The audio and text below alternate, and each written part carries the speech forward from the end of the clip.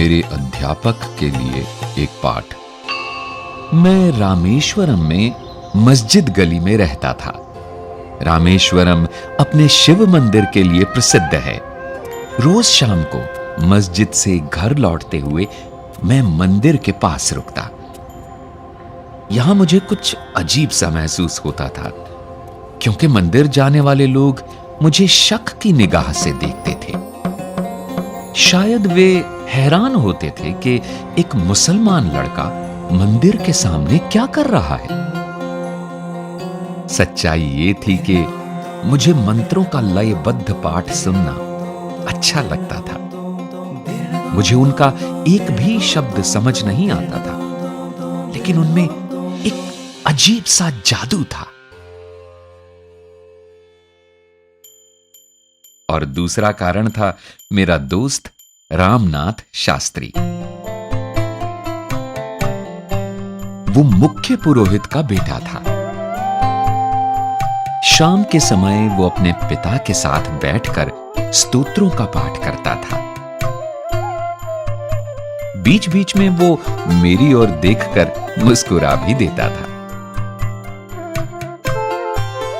विद्यालय में मैं और राम कक्षा में पहली बेंच पर एक साथ बैठते थे। हम भाइयों जैसे थे। बस वो यज्ञोपवीत पहनता था और हिंदू था, जबकि मुसलमान होने के नाते मैं सफेद टोपी पहनता था। जब हम 5वीं कक्षा में थे, तब एक दिन एक नए अध्यापक हमारी कक्षा में आए। वे काफी सख्त मिजाज दिख रहे थे। अपनी हथेली पर बेंत ठकठकाते हुए उन्होंने पूरी कक्षा का चक्कर लगाया।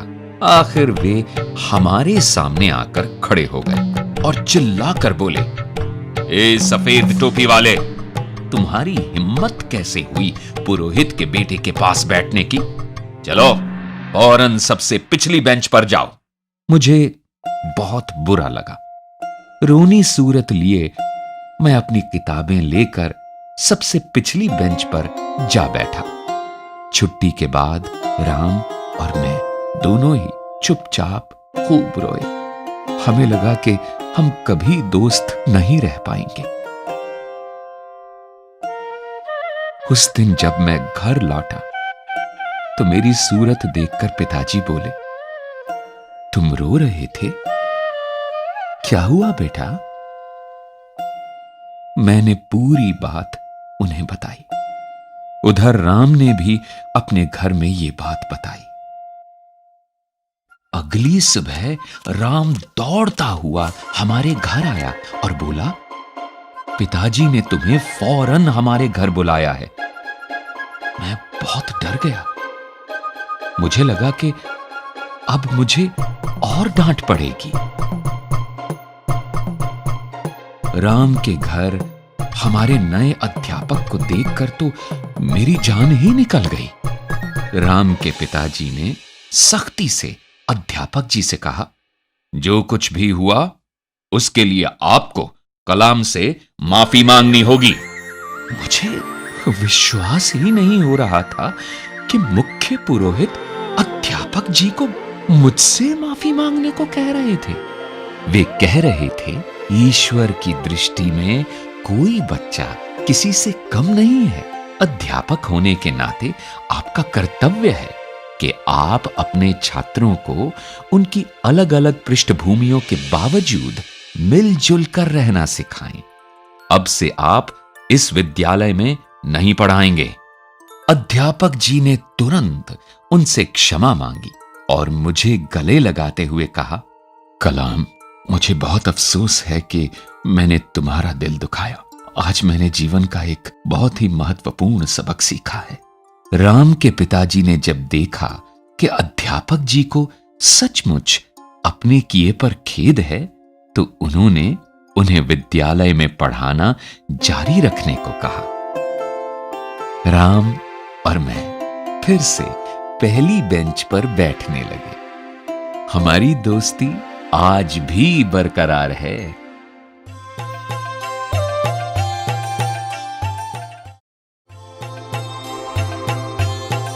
मैं प्रथम आया।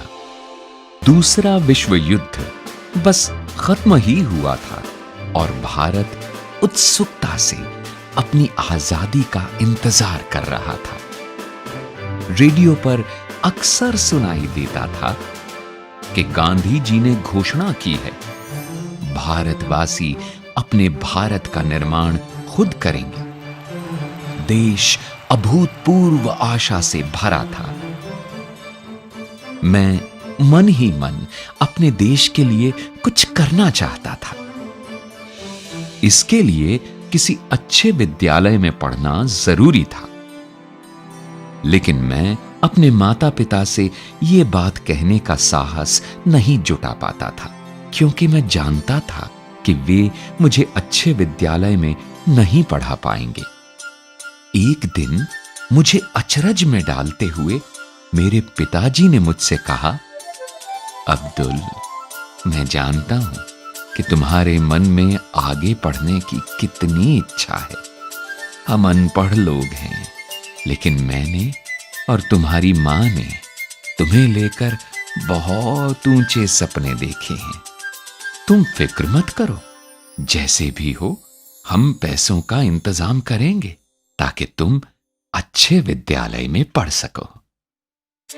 रामेश्वरम से दूर समुद्र पार चहल पहल भरे रामनाथपुरम शहर में था द श्वार्ट्ज स्कूल। मेरे भैया मुझे वहां ले गए और मेरा दाखिला करवा दिया। वो बहुत अच्छा विद्यालय था। उन दिनों आजकल की तरह बिजली के पंखे नहीं होते थे। मौसम गर्म और उमस भरा होता तो छात्रों को पेड़ों के नीचे बैठाकर पढ़ाया जाता। दूसरे विषय की कक्षा में जाने का मतलब होता था दौड़कर दूसरे पेड़ के नीचे जाना। एक दिन मैं जल्दी में गलत कक्षा में चला गया। वहां हमारे गणित के अध्यापक पढ़ा रहे थे। वे चश्मे में से मुझे घूरते हुए बोले, अगर तुम सही कक्षा नहीं ढूंढ सकते तो तुम इस विद्यालय में क्या कर रहे हो? तुम्हें तो अपने गांव लौट जाना चाहिए जहां से तुम आए हो। फिर उन्होंने मेरी गर्दन पकड़ी और पूरी कक्षा के सामने मुझे बेंत लगाए। मेरा दिल टूट गया।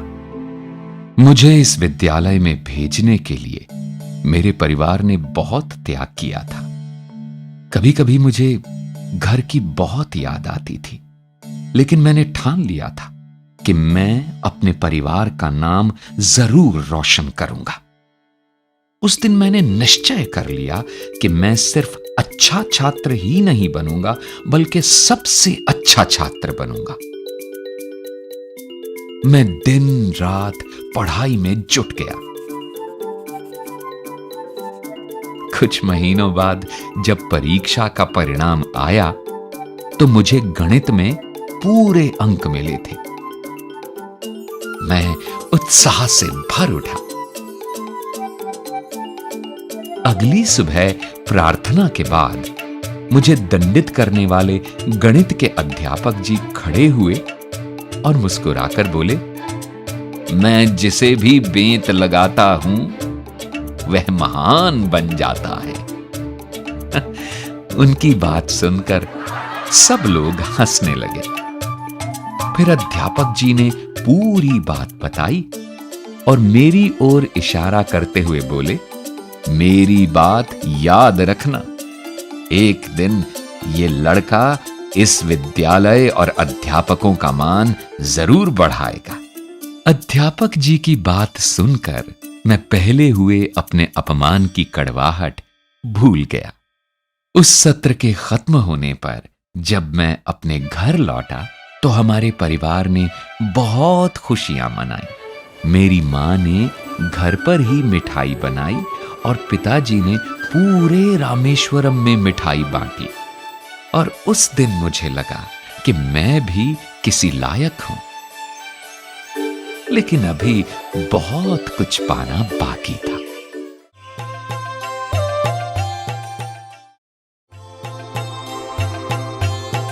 फाइटर जेट का डिजाइन बनाना। बचपन में रामेश्वरम में मैं और मेरे दोस्त विद्यालय से पैदल घर वापस आया करते थे। हम रोज गांव के तालाब के किनारे कुछ देर रुकते। मेरे दोस्त तालाब की लहराती सतह पर कंकड़ फेंकने का अभ्यास करते और मैं बैठा सारसों और समुद्री पक्षियों को आकाश में उड़ान भरते देखता। उनकी उड़ान देखते हुए मैं भविष्य के सपनों में खो जाता था। जैसे जैसे मैं बड़ा हुआ, मुझे अपना लक्ष्य स्पष्ट दिखाई देने लगा।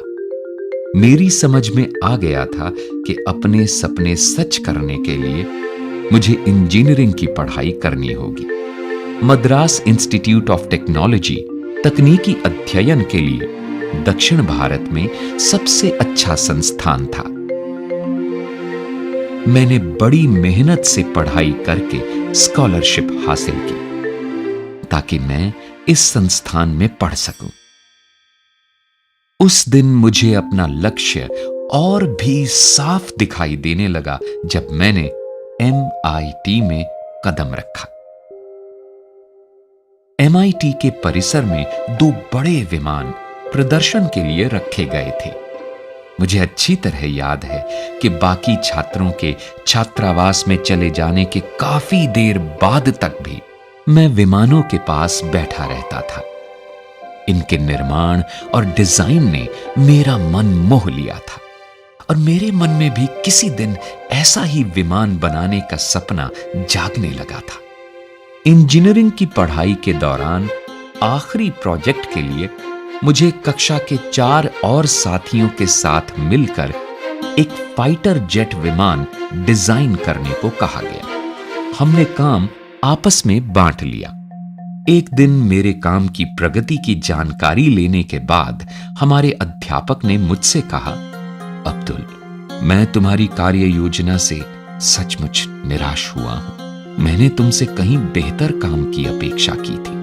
मैंने उन्हें कई कारण बताए, लेकिन उन्होंने मेरी एक न सुनी। आखिर मैंने विनती की, सर, मुझे 1 महीने का समय दीजिए। मुझे विश्वास है कि मैं बेहतर डिजाइन बना लूंगा। उन्होंने मुझ पर नजर डाली और बोले, देखो नौजवान, मैं तुम्हें 3 दिन दे रहा हूं। अगर सोमवार की सुबह तुमने मुझे इससे बेहतर डिजाइन न दिखाया तो शायद तुम्हें अपनी स्कॉलरशिप से हाथ धोना पड़ेगा। मैं स्तब्ध रह गया। मेरा भविष्य, मेरे सपने स्कॉलरशिप पर टिके थे। उसके बिना मैं कुछ नहीं कर पाता। मेरे पास डट कर काम करने के अलावा कोई चारा नहीं था। उस रात मैंने पलक तक नहीं झपकाई। अगली सुबह बस घंटे भर आराम किया, जरा सा कुछ मुंह में डाला और फिर काम में जुट गया। रविवार की सुबह मैं काम खत्म कर ही रहा था कि अचानक मुझे लगा जैसे मेरे पीछे कोई खड़ा है। मुड़कर देखा तो पाया मेरे अध्यापक मेरी ड्राइंग को बड़े ध्यान से देख रहे थे। मेरे काम को अच्छी तरह जांचने के बाद उन्होंने मेरी पीठ थपथपाई और बोले, मैं जानता था कि काम पूरा करने के लिए बहुत कम समय देकर मैंने तुम पर दबाव डाला, लेकिन मैंने कभी उम्मीद नहीं की थी कि तुम इतना बढ़िया काम कर दिखाओगे।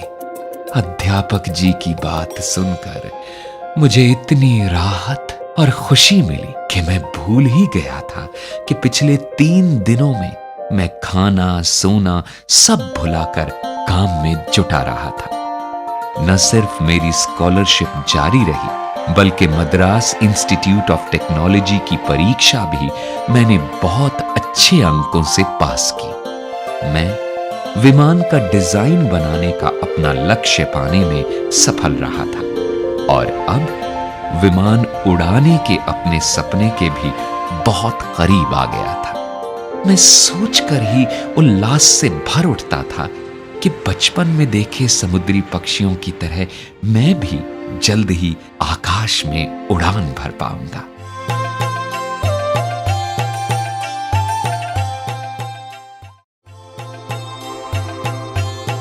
असफलता से सफलता की ओर आखिरकार प्रक्षेपण की घड़ी आ ही पहुंची। इस क्षण के लिए हम लोगों ने 7 बरस अथक परिश्रम किया था। हमारे दल के सभी लोग सांस थामे भारत के पहले उपग्रह प्रक्षेपण यान यानी सैटेलाइट लॉन्च व्हीकल SLV-3 के प्रक्षेपण की प्रतीक्षा कर रहे थे। उल्टी गिनती शुरू हुई। 10, 9, 8, 7, 6, 5, 4, 3, 2, 1, lift off!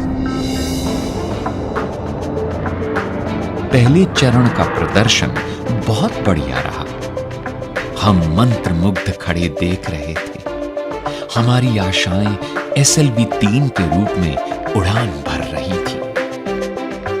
अचानक जैसे सपना टूटा, दूसरा चरण नियंत्रण से बाहर हो गया और 317 सेकंड बाद उड़ान समाप्त करनी पड़ी। पूरा ढांचा समुद्र में जा गिरा। हमारी आशाएं धराशायी हो गई। एक पल जादू था और दूसरे ही पल गहरी हताशा। हम में से ज्यादातर के लिए यह घटना एक बड़ा सदमा थी। मैं क्रोध और हताशा से भर उठा। एक संवाददाता सम्मेलन का आयोजन किया गया था, जिसमें प्रक्षेपण की असफलता के कारणों पर चर्चा होनी थी। मैं SLV-3 की असफलता के लिए खुद को जिम्मेदार मान रहा था और मन ही मन डर से कांप रहा था।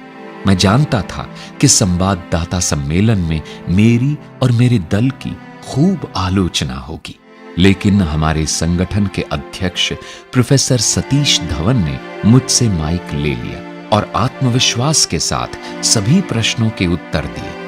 उनके अविचलित रहने और विचारों की स्पष्टता से मैं सचमुच बहुत प्रभावित हुआ।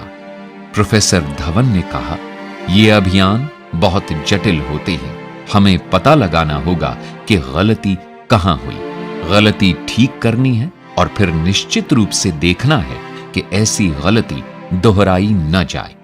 और फिर उन्होंने कहा, "मुझे पूरा विश्वास है कि ठीक 1 साल के अंदर हम एक उपग्रह को सफलतापूर्वक पृथ्वी की कक्षा में स्थापित करने का लक्ष्य प्राप्त कर पाएंगे।"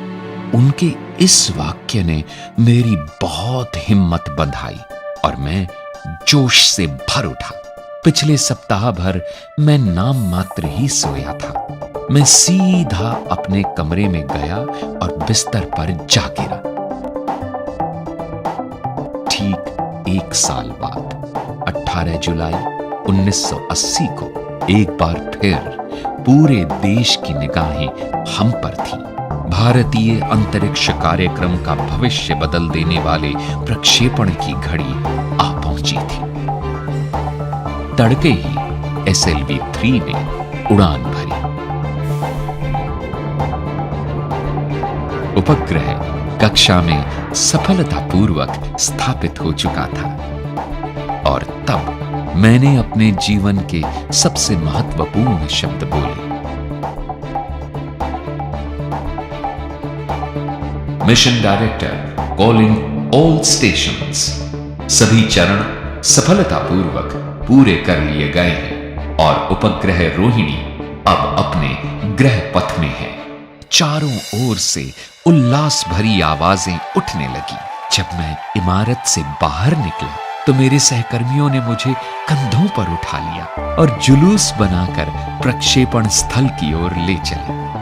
वो मेरे जीवन का सबसे गर्व भरा और सबसे सुखद क्षण था। मुझे अपने दल पर बहुत गर्व हुआ। पूरा देश उत्साह से भर उठा। भारत उपग्रह प्रक्षेपित करने की क्षमता से संपन्न देशों के छोटे से समूह में शामिल हो गया था। हर अखबार के पहले पृष्ठ पर उपग्रह के सफल प्रक्षेपण की खबर थी। एक बार फिर संवाददाता सम्मेलन हुआ। मैंने प्रोफेसर धवन से अनुरोध किया कि संवाददाता सम्मेलन वे ही संबोधित करें, लेकिन इस बार उन्होंने माइक मेरी ओर करके मुझे ही प्रश्नों के उत्तर देने दिए। उन्हें पता था कि इस परियोजना पर मैंने कितना श्रम किया है और उन्हें लगा कि प्रश्नों के उत्तर मुझे ही देने चाहिए। उस दिन मैंने सीखा कि दल का नेता अपने दल का मार्गदर्शन कैसे करता है। वो असफलता का दोष खुद लेकर सफलता का श्रेय अपने दल को देता है। मैंने मन ही मन सोचा कि काश किसी दिन मैं भी ऐसे ही अपने दल को प्रोत्साहित कर पाऊं।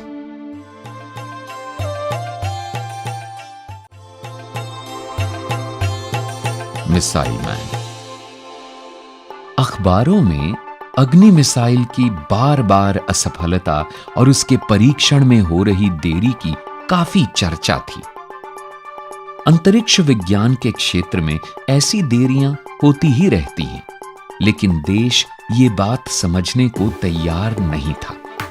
अपनी समस्याएं हमें खुद ही सुलझानी थी। लोग अपने अपने ढंग से देरी का मतलब निकाल रहे थे। अमूल के एक विज्ञापन में तो हंसी हंसी में यहां तक सुझाव दे डाला गया कि अग्नि को चलाने के लिए उन्हें अमूल मक्खन का इस्तेमाल ईंधन के तौर पर करना चाहिए।